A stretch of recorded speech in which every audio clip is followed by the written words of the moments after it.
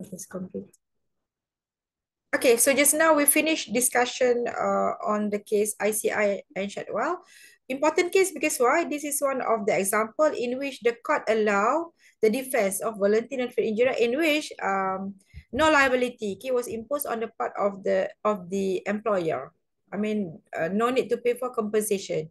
Because not liable. A plaintiff has given his free consent, was aware, and then no one asked them to adopt or to use the old practice in which high risk, okay? And then they are aware and they choose it, so they assume the risk. Okay, voluntary assumption of the risk. Okay, let's move to the next case. Okay, another landmark case from common law, Smith and Baker and Sons. Okay, V versus lah, Smith versus Baker and Sons. But when we read, usually it becomes Smith and Baker and Sons, reported in 1887 and later 1891.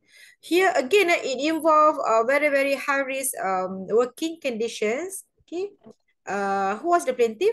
So plaintiff, he was a servant, okay, a worker of the defendant, railway contractor. So that's the employer, okay. And plaintiff was drilling holes in rock cutting. So that's the work that he has to do. And then he worked in such a condition where there you can imagine, okay, you can visualize how I mean the scenario. There was continuous stone removal work operating by crane over his head. I mean, on his part, he has to drill holes in rock, okay, doing the rock cutting. And on his head, okay, above his head, there were stone whatever things, okay, above his head lah, okay, but crane whatsoever. So you can imagine how high risk the situation was. And then one unlucky day, that's why we have a case here. Okay, usually he was safe, but then one day, okay, a stone fell out of a crate and injured plaintiff because the stone is being carried above his head. Okay, and then this stone fell out and then it injured plaintiff. Now plaintiff was suing, I mean the employer, obviously, okay, taking action against employer. So the court held that, I mean, employer was trying to argue under VNFI. I mean, you know the risk and then you agree to work. So if you are injured, then you cannot sue us. I mean, that's the argument by the employer, okay? But the court held that, okay, here, mere continuance of work did not indicate that plaintiff acted voluntarily. Maybe he was forced to work in such a condition, okay? I mean, it's again his consent, it's again his wish. And Q is question, okay? The issue or the question was not whether he voluntarily and rashly exposed himself to injury, but the real question, okay, in this case was whether he agreed, okay, to that injury, okay? If injury should befall him, whether he agreed to the risk, all right? And then whether is it his risk or is it the master's risk or the employer's risk here? And then another consideration by the court, whether working under these circumstances, okay, is it, I mean, does it amount or does it mean assumption of risk? So the court has to look at the nature of the risk. And then any other circumstances or other various circumstances. I mean, being working in such a situation, it doesn't mean that you agree to be injured. Okay, if anything were to happen and it really happened. So the court was trying to do justice to both parties here. Want to protect the one who is weaker lah. The employee is weaker, okay, in terms of position. So how the court decide the case here? So the case was brought to up to the Court of Appeal because at the lower court, the employee lost the case. Okay, but then at the House of Lords, okay, the court said that, I mean, the court reversed decision of Court of Appeal, okay? And then the House of Lords said that this is majority decision, not the unanimous, okay, majority. That's why we have Lord Bramwell dissenting. I mean, disagree with the majority decision, but still majority decision was upheld, okay? It prevailed. So House of Lords said that, okay, the mere facts that the plaintiff undertook and promised he continued in the employment with full knowledge and understanding of the danger arising from the systematic neglect to give warning did not preclude him from recovering. I mean, the fact that he agreed to work in such a condition, it doesn't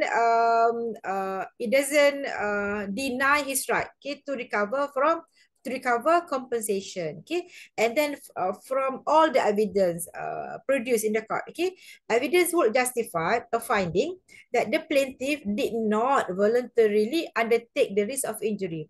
I mean, he disagree with to work in such a condition, but he doesn't have any choice. Okay, he knows about the risk, but then there's nothing much that he could do. Okay, and because of that, the court said, well, this maxim did not apply in this case. I mean, the court didn't apply the decision in the case just now, ICI. But this one happened earlier, okay, here. And then the action was maintainable. I mean, action to recover for compensation was allowed. I mean, it can be maintained by the plaintiff. So eventually, the defense was rejected by the court. So can you see the difference between the two, okay, Smith and Baker? And we try to compare with ICI and Shadwell. Okay, for ICI and Shadwell, they are the expert. They control the situation. They have the choice. But for this one, just a mere employee, okay, no choice. Have to work in such a condition. Cannot say, oh, I don't want this crate to fly above me, for example. I mean, nothing much can be done. You don't have option. Okay, compared to ICI, they have option, okay, to use galvanometer or not, to use all practice or not, and they choose to use. So they got injured, so of course they cannot claim. But here they could allow the claim on the part of the employee. Can see the difference or not? Okay, so when you resolve your problems later, choose the case accordingly. I mean, if you want to argue for plaintiff or do you want to argue for defendant? Okay, let's move further. We have another case. The case name is the one which is long kan, but very unique facts. Okay, easy to remember. The case name is Kanagasa Bapati. Okay, Kanagasa Bapati and Narsingham, reported in 1979. It involved a job, okay, known as toddy taper. I think nowadays very rare lah to have this job kan. We have rubber taper those days. Now this is toddy taper. Tap lah, tap. Alright. So plaintiff, he worked as a toddy taper. Toddy is like wine kan, the cheap version of wine. Okay, toddy taper, he was required by the defendant, the employer lah. Okay, so he need to tap 25 coconut trees twice daily. I mean, need to climb up and then do the tapping work here. So 25 and twice daily, maybe morning and then in the evening perhaps. Okay, and then plaintiff as a worker, he actually complained. Very important. That's why I put in red font kan. So he had complained several times about the slipperiness. I mean, when he climbed up, okay, it's very slippery, okay, of the steps due to mossy growth and rain. But defendant said, well, I don't care. You have to do your work. So defendant did not take any action. And we have the case here. That's why one day plaintiff fell and he injured himself. But he survived lah, but he suffered injury. So he's suing the defendant and the employer, okay? All right. And then defendant, the employer, argued that you continue the work. So meaning that you consent to the risk. You know the risk and you agree to work. So this is the argument by the employer. Okay. But the court disagreed and the court held the employer defendant liable for negligence. Okay. What's the reason for liability here? Okay. The court said, well, you fail to provide reasonably safe system of work. Okay. And the court also said, well, plaintiff, he was as the employee, he was aware of the risk, but he did not consent to it. And that's why we cannot allow voluntary non-fit injury or defenses here. Okay, so which part which is connected or which actually was considered by the court here? The fact that he complained several times, meaning he disagreed. Okay, he was aware, but he didn't want to take the voluntary assumption of the risk. So the fact that he complained. I mean here, if you complain, different finding lah. Okay, different. It come to different conclusion. Okay, it will be if you don't complain, then we thought you agree to it. Okay, now plaintiff complained to employer, so it makes the decision different. I mean, he was entitled to get for the compensation. Okay, I put there definition of toddy kan. Okay, toddy means naturally alcoholic sap of some kinds of palm. Okay, used as a beverage in tropical countries. So, I mean, it can cause intoxication lah. I mean, it was similar. The effect is similar to liquor. Okay, so again, whenever we're resolving problem pertaining to Volenti and injuria, okay, the question is, was there knowledge of the risk? Okay, if yes, then check. Okay, we tick. And then another question, was there consent to assume the risk? Usually, knowledge was there, but there was no consent, like in this case. Okay, and there was no consent for the case of Smith and Baker, but there was consent in the case of ICI. Okay, knowledge plus consent. Okay, consent to assume the risk. Okay, let's move to another one. Nettleship and Western. Another, this is another leading case, okay, from common law. I mean, if you read any of the common law textbook, you will come across this case. Here is about driving lesson. I mean, you want to get a license, so you have to join driving class. So it involves, so that's why it's quite interesting, the case. I think many of you have your license, kan? Okay? Or if you don't, so you have to join any of the driving classes lah, and you have to get the lesson, not license, driving lesson. I mean, you need to study how to drive lah, basically. Okay. All right. So here we have two parties as usual. So defendant, he was the one who asked plaintiff to teach her driving. So you know, a lady lah here. So he wanted to learn how to drive. Okay, he asked the plaintiff to teach. Okay, and then before plaintiff agreed, okay, so plaintiff was so a little bit hesitant. Okay, and then worried lah. So plaintiff inquired about the car's insurance policy. I mean, are you sure you want me to teach you? I mean, is your car is properly insured or not? I mean, there's all the inquiry on the part of the plaintiff. And during one of the driving lessons here, defendant, because he was still learning, kan, he learning to drive, he lost control of the car and it caused an accident and it injured plaintiff. I mean, the teacher lah, the one who teach her to drive. Okay. Now, defendant argued that plaintiff was well aware of her lacks of skill. Okay. And then, I mean, yes, I caused injury, but then, I have no skill to drive. Okay. And the court should make allowance for her. I mean, should allow her. I mean, should he shouldn't be made to pay compensation lah. Okay, he tried to argue in the court since she could not be expected to drive like an experienced motorist. But the court disagree with the argument. Okay, so the court was in favor of plaintiff, and the court held that voluntary non-fair injury does not apply because why? Plaintiff here, when she agreed to give the driving lesson here, she did not consent to the injury. That's why he made some inquiry pertaining to insurance policy. So he didn't want to be injured lah. Actually, okay, it's again her wish lah, okay, to be injured, but he got injured. He or she got injured here. Okay. So again, the same question. Okay. First, was there knowledge of the risk? Yes, obviously, because it's about teaching driving, okay, to those who doesn't know how to drive. But was there a consent to assume the risk? The answer is no. Because why? He made inquiries about the car's insurance policy. He was so concerned actually. Okay, concerned about the risk lah. All right, the risk of accident, and the accident really happened. For this, the case of Nettleship and Western. So how many cases so far?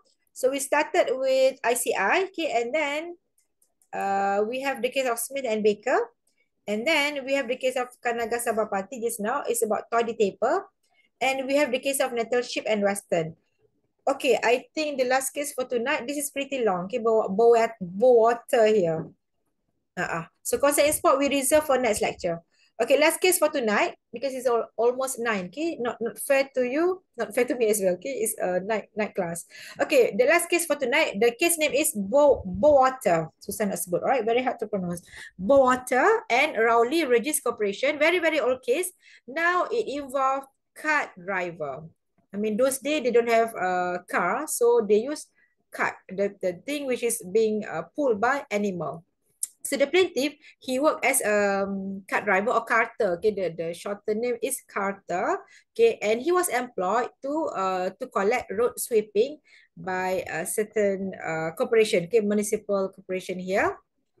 Road sweeping, including whatever things on the road lah, including animal waste, okay, including trash, including litter. Okay, so he's supposed to do the cleaning, the road sweeping using cart, using the cart lah. So he was the carter. So he was ordered by his foreman, by his supervisor, okay, to take out a horse. I mean, in order to pull the cart, so he needs a horse, okay. And then he knows about it. I mean, both of them were aware, has the knowledge that this horse is not so tame, okay. So this horse had the history of running away, okay, at least two previous occasion. So it's a risk lah. Okay, I mean it might cause an accident, okay, during the work, okay, the work session here. All right. And then the carter protested. Very important part. I mean, he protests against using the horse. But the supervisor said, well, this is the order. You need to do the work. Okay. You don't have any choice. You have to use this horse. Okay. This is the order from town surveyor. All right. And then for the first few weeks, okay. But some weeks later, the horse ran away because of the history, guys. So the horse repeated the history. So the horse ran away. And during the process, I mean, when the horse ran away, the plaintiff, the carter, he was thrown from his cart. Jatuhlah, right, fell down, and he suffered injuries, okay, personal injuries here. Now he's suing the corporation, okay, and he alleged that they had failed in their duty to provide him with a horse, which was safe. I mean, I don't want this horse, but you give me this horse, which ran away and it caused injury to me, okay. All right. And in deciding the case, okay, the court made all the observation here. So the court said, well, a man, okay, like this carter, cannot be said to be truly willing unless he is in a position to choose. So in this situation, he cannot choose. I mean, that's the only horse given to him. And he tried to protest, but nothing much can be done here. Okay, so absence from his mind of any feeling of constraint. I mean, then on you can see he assumed the risk. But for this case, he feel it is against his wish. He doesn't want this horse, right? And this is the judge in which he was the one who decided for this case. He got that Goddard, okay, LJ. He said, a corporation carter or dustman here, okay, it's not like a horse breaker because he is also a horsekeeper. I mean, he's not in charge of taming the horse. Okay, he's in charge of do the sweeping. Okay, so it's not part of his duty to break or tame the horse. I mean, it's not fair that you give the horse which has history of running away. I mean, different nature of the work altogether. All right. So, in order for the corporation to make use of this doctrine to protect themselves from paying, okay, it must be shown that a servant is, I mean, the voluntariness here is in the fullest sense. I mean, does he agree or not to the risk? Of course, no. Like, can he protested here? All right. So, from the evidence, okay, it fell far short of that, lacking, okay, of that full consent here, okay. So, in court's opinion, plaintiff was entitled to recover. So the court didn't allow the application of VNFI because he protested against using the horse, which has the history of running away. And the horse really ran away, okay, in one of the occasion. All right. So this is the last slide for tonight. To sum up everything, I mean, from all the cases just now, including this Bowater case here, first, a person is said to be voluntarily assuming the risk if he's in a position where he has a choice. First, we have to see, okay, in order to say, are you voluntary or not here? So here, you must have a choice. Can you choose the horse or not? Okay, can you choose the way you do your work or not?